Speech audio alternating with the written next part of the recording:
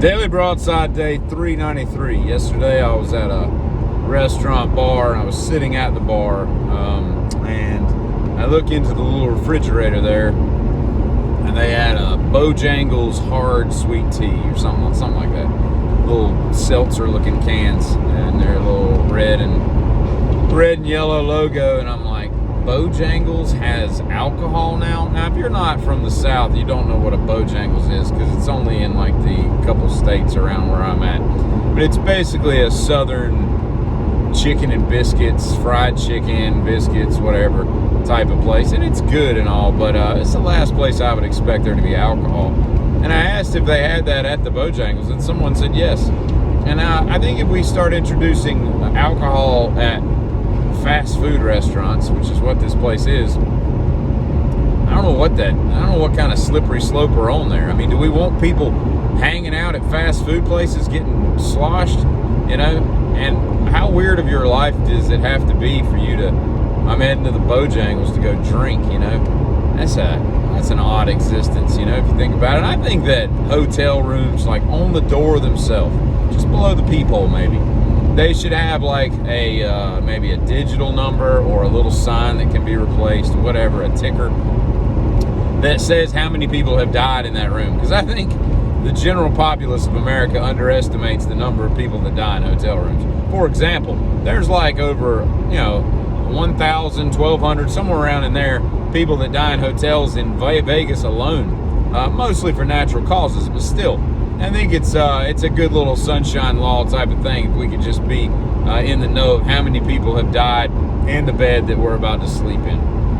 And it'd be kind of cool too, you got some rooms that have none, and you have some that had like 7, it's just kind of neat little thing to deal with when you're in the room. You might die, you might have a higher chance of death, and anybody that says the phrase smells like money, I don't like you, just on principle, and it's typically people that like have, smelly jobs. They clean, they have chicken coops, or they clean porta-johns out or whatever, and they're smells like money.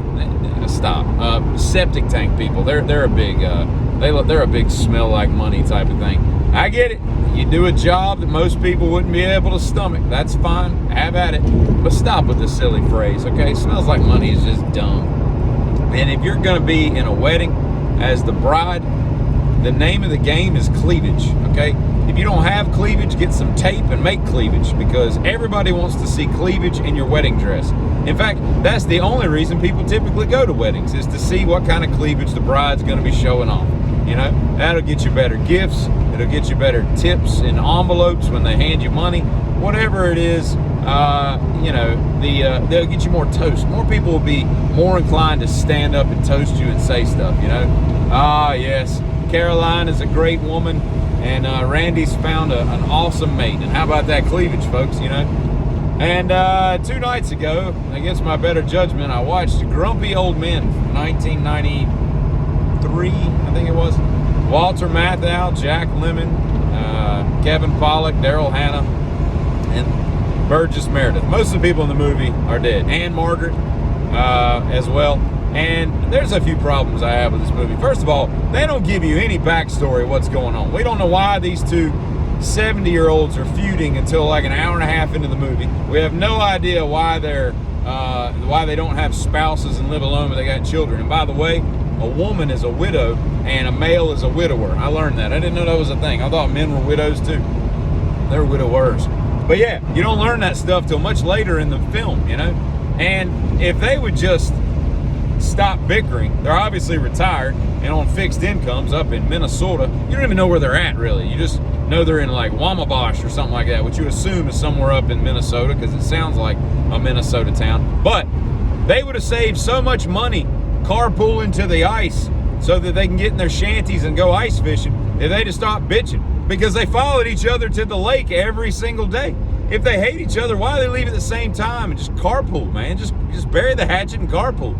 Save so much fuel. Do you know what kind of mileage like a 60s International Travel all gets? Not good. That 345 V8's going to drink some fuel, But there were several problems. It seems to me that the movie took place over like a period of like a week, And within 24 hours of Ann Margaret moving in, who has some bad teeth, by the way. I don't like people with gray teeth.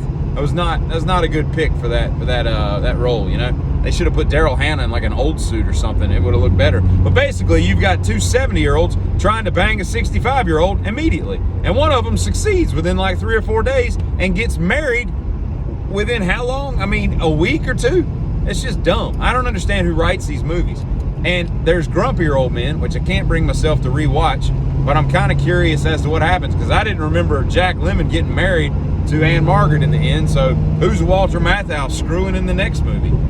It's kind of dumb, but y'all have yourselves a great day.